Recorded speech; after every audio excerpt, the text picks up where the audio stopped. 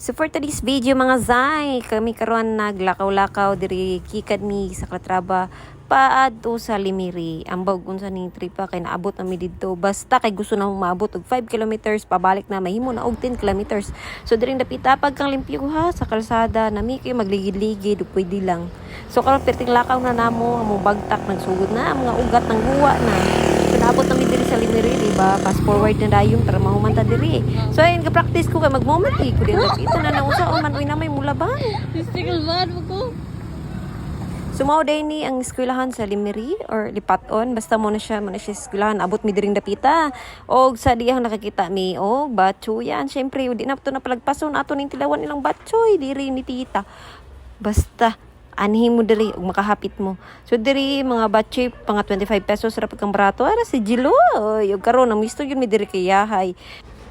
Unique ni ilang sudanan sa batchoy. Magna ka sa guwas.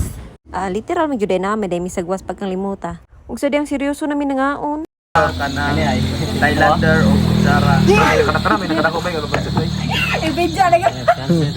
Ug sa dihang ning gabi na nakauna-una ko kay upat sila ka buok. Mag-ipor kunuhay ni. May rehearsal pang nalalaman. Agoy. So maura to no, dihog kog share og like sa mga ganahan ning video. Di mo ganahan okay ra pod. Sige bye.